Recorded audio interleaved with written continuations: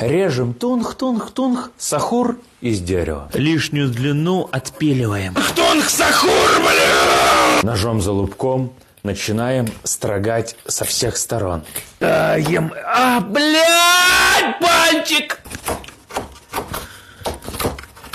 Как же звук дерева успокаивает.